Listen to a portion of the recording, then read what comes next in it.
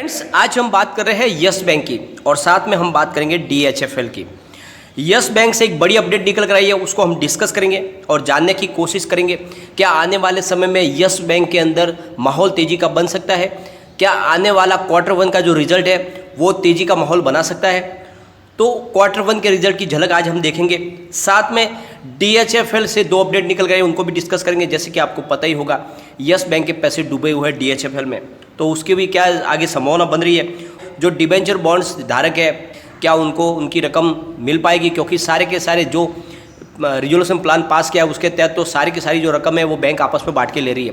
तो आगे क्या संभावना बन रही है। साथ में यस बैंक में काफ़ी दिन से तेजी नहीं बन पा रही है, तो क्या आगे तेजी की संभावना बन रही है या स्टॉक इसी जगह पे ट्रेड करता रहेगा। तो सारी संभावना तलाशेंगे इस वीडियो के माध्यम से। लेकिन फ्रेंड उससे पहले अगर आप पहली बार हमारे चैनल पर आए तो चैनल को सब्सक्राइब कर दीजिए।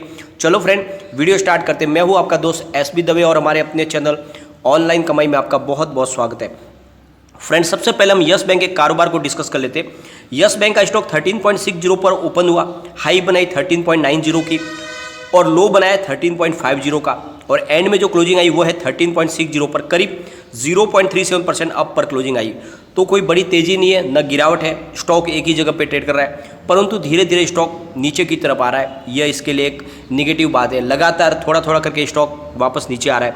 अच्छी खासी इसकी तेजी बनी थी, एक पॉजिटिव न्यूज आती है तब स्टॉक थोड़ा बढ़ता है, लेकिन फिर वापस गिरावट के दौर में चला जाता है। 15 के ऊपर स्टॉक गया था लेकिन वापस 13.5 के आसपास आ चुका है। तो क्या स्टॉक फिर से 13 के अंदर चला जाएगा, आगे संभावना तलाशेंगे हम। पहले वॉल्यूम को डिस्कस कर लेते हैं। BSE में 2,18,44,000 का वॉल्यूम हुआ और सामने 1,38,38,000 की डिलीवरी उठाई गई और डिलीवरी का परसेंटेज 45.95%।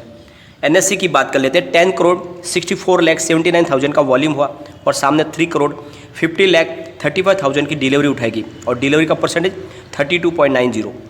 तो शानदार डिलीवरी बेस्ड काम तो हो रहा है, परंतु तेजी नहीं बन पा रही है और इसके पीछे वजह है कि जो इसके अंदर जो बहुत सारे लोग जो पहले से ऑलरेडी इन्वेस्टमेंट करके बैठे हैं वो लगातार इसमें लॉस बुक कर रहे हैं और इसी वजह से इसकी प्राइस नहीं बढ़ पा रही है। जैसे जैसे उनको समय बीत रहा है उनको टेंशन बढ़ रही है और इस वजह से काफ़ी लोग इसमें लॉस बुक कर रहे हैं और इस वजह से प्राइस में बढ़ोतरी नहीं हो रही बल्कि लगातार इसकी प्राइस गिर रही है। तो जो अपडेट निकल कर आई है फ्रेंड वो ये है कि यस बैंक ने एक्सचेंज को जानकारी दी है कि अपने एम्प्लॉयज़, अपने बोर्ड मेंबर्स और अपने बैंक से जुड़े कर्मचारियों और उनके जो भी स्टाफ से जुड़े हुए लोग हैं उन सब के लिए 1 जुलाई 2021 यानी कल से ट्रेडिंग विंडो बंद हो जाएगी, क्योंकि नए फाइनेंशियल ईयर यानी Q1 के रिजल्ट के लिए जो टाइम पीरियड था वो आज पूरा हो चुका है। अकाउंट वहाँ पे क्लोज कर दिया गया है और यहाँ से अब जो है नए सेबी के रूल्स बने उसके हिसाब से जब तक रिजल्ट डिक्लेयर ना हो जाए उसके 2 दिन के बाद में ही वापस ये ट्रेडिंग विंडो खुलेगी। तब तक उनके जो भी बैंक से जुड़े हुए स्टाफ है, कर्मचारी है और इनके बोर्ड मेंबर है वो कोई भी ट्रेडिंग नहीं कर पाएंगे, क्योंकि इनसाइडर ट्रेडिंग की संभावना बनी रहती है और इस वजह से ये रूल्स बनाया गया। इसके तहत अब वो कारोबार नहीं कर पाएंगे Q1 के रिजल्ट डिक्लेयर होने तक। Q1 का रिजल्ट लॉक हो चुका है और आगे क्या संभावना बन रही है, क्या Q1 का रिजल्ट पिछली बार से अच्छा आ सकता है, क्योंकि पिछली बार तो बैंक ने बहुत बड़ा प्रोविजन किया था और उस वजह से काफ़ी ज़्यादा बैंक के अंदर लॉस देखने को हमें मिला था। लेकिन इस बार क्या संभावना बन रही है। तो जो खबर जो चल के निकल के आ रही है उससे लग रहा है कि इस बार रिजल्ट पॉजिटिव हो सकता है और यस बैंक की तरफ से भी जो रिपोर्ट निकल के आ रही है उसके हिसाब से फाइनेंशियल ईयर, इस नए फाइनेंशियल ईयर में कम से कम लोन बुक में उनके 15% की बढ़ोतरी हमें देखने को मिल सकती है और भी कारोबार में गतिविधियां हमें बढ़ती हुई दिखाई दे सकती है और इस बार रिजल्ट पॉजिटिव हो सकता है, क्योंकि ऑलरेडी उन्होंने जो उनके NPA के लिए जो प्रोविज़न था वो ऑलरेडी करके रखा था और ये प्रोविज़न करने के पीछे जो बड़ी वजह थी ये भी थी कि कोविड-19 की जो दूसरी लहर थी वो बहुत ही ज़्यादा खतरनाक बन रही थी और ज़्यादा लंबे समय तक अगर बैंकों का कारोबार इफेक्ट करे तो इसके लिए इन्होंने प्रोविज़न किया था, लेकिन वो लहर थी वो बहुत जल्दी थम गई। तो इस वजह से बैंकों को काफ़ी राहत हुई है कारोबार करने में। तो आगे बहुत जल्द जो रिजल्ट आएगा उसके बाद में यहाँ पर पॉजिटिव संभावना बन जाएगी। परंतु एक बात का ध्यान रखें, यस बैंक बहुत ही अच्छा स्टॉक है, इसमें अगर आपने निवेश किया है तो आपको मल्टी बैग रिटर्न जरूर मिलेगा, परंतु इसके लिए आपको आपका नज़रिया लंबा रखना ही होगा, क्योंकि यस बैंक फिर से डूबने के बाद वापस खड़ी हुई है, इसको समय चाहिए। शॉर्ट टर्म में ये आपको निवेश के ऊपर बिल्कुल इसमें प्रॉफिट की संभावना नहीं है। स्टॉक काफ़ी नेगेटिव न्यूज़ के ऊपर नीचे गिर जाता है और थोड़ी सी पॉजिटिव न्यूज़ आती है तब बढ़ता है, लेकिन उसके बाद में लगातार फिर उसमें गिरावट शुरू हो जाती है, लोग अपना लॉस बुक करने लगते हैं। इसलिए अगर आप यस बैंक में निवेश करके रखें तो बस आपका नज़रिया लॉन्ग टर्म रखें, कम से कम 2 साल का नज़रिया रखें। बैंक बिल्कुल प्रॉफिट में आ जाएगी, बैंक की पोजीशन बढ़ जाएगी और उसके बाद में कोई भी स्टॉक को रोक नहीं पाएगा। यस बैंक 3 डिजिट में डेफिनेटली जाएगा 2 से 3 साल के अंदर, तब आपको बहुत अच्छा मल्टी बैगर रिटर्न मिलेगा। तब तक आपको धैर्य के साथ स्टॉक के साथ बैठे रहना चाहिए। यस बैंक आपको कभी मायूस नहीं करेगा। फ्रेंड्स, अब हम चलेंगे DHFL की तरफ।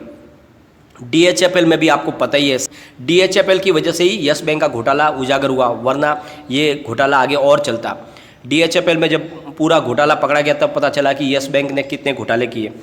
तो DHFL भी डूब चुकी है, और जो रिजोल्यूशन प्लान पास किया उसके तहत सबसे बड़ी जो गाज गिरी है वो है इनके शेयर होल्डर पर। पीरामल ग्रुप ने कंपनी अपने नाम पे करने के बाद में इनके शेयर होल्डर को शून्य कर दिया, उनकी रकम को, यानी दोनों एक्सचेंज से DHFL को डिलीट कर दिया गया और उनके शेयर की वैल्यू शून्य हो गई है, और समझ में नहीं आ रहा कि आगे क्या किया जाए। और अब लगातार मामले सब कोर्ट के अंदर जा रहे हैं। ये जो रिजोल्यूशन प्लान पास हुआ है ये किसी को भी मंजूर नहीं हो रहा है, न इसके बॉन्ड धारक को, न इसके FD होल्डर को, न इसके शेयर होल्डर को। तो सारे के सारे अब जा रहे हैं सुप्रीम कोर्ट की तरफ, और इस वजह से ये जो मामला है ये बहुत ज़्यादा डिले होने वाला है। अब जरा मद्रास हाई कोर्ट से भी एक अपडेट निकल कर आई है। मद्रास हाई कोर्ट ने कल सेबी को नोटिस इशू किया है। मद्रास हाई कोर्ट में सेबी के DHFL मामले में जो कार्रवाई की गई है उसके ऊपर PLA दर्ज की गई थी, और उस अपील के वजह से ही मद्रास हाई कोर्ट ने सेबी को नोटिस जारी किया है और उनसे जवाब तलब किया है। DHFL के फ्रॉड के मामले में पूरी तरह से इन्वेस्टिगेशन करने, उसको सॉल्व करने और उसके सेटलमेंट पर जवाब दाखिल करने को कहा है कि किस तरह से इस मामले को सेटल किया गया है, क्या क्या इसमें कार्रवाई की गई है, उसकी पूरी की पूरी जानकारी नोटिस देके मद्रास हाईकोर्ट ने मांगी है। तो यहाँ से अब मामला फिर से ये लटकने की संभावना शुरू होने वाली है। तो एक अच्छी बात यह है कि कम से कम शेयर होल्डर के लिए कुछ संभावना बाकी है, क्योंकि ये मामला इतना जल्दी सुलटने वाला नहीं है। दूसरी तरफ NCLAT ने US based company prudential international insurance holding ने जो NCLT के रिजोल्यूशन प्लान के खिलाफ जो अपील की थी उसको रिजेक्ट कर दिया है NCLAT ने। और NCLAT का कहना है कि जब ऑलरेडी NCLT की मुंबई बेंच की सुनवाई 30 जून को होनी है, तो उसके पहले जो अपील की गई है उसका वो बिल्कुल प्रीमेच्योर है, इसलिए हम उसको खारिज करते हैं। क्योंकि सुनवाई पहले NCLT में होने दो, वहाँ से क्या अपडेट निकल के आते हैं उसके ऊपर हम आगे सुनवाई कर सकते हैं।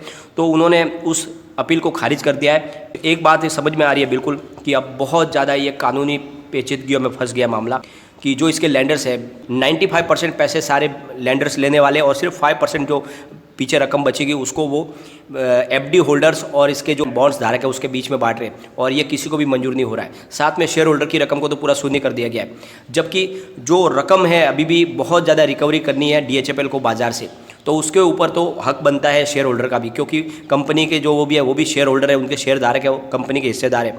तो अगर कंपनी का पैसा बाजार से बाकी है तो शेयर होल्डर को भी कुछ तो उसका मुआवजा मिलना चाहिए। तो देखते हैं आने वाले समय में क्या अगर अपडेट निकल के आते हैं। लेकिन फ्रेंड, कोई भी इन्वेस्टमेंट करने से पहले अपने फाइनेंस एडवाइजर से एडवाइस ले ले या अपना खुद का रिसर्च करें, क्योंकि मैंने वीडियो आपके एजुकेशनल पर्पज के लिए ही बनाया।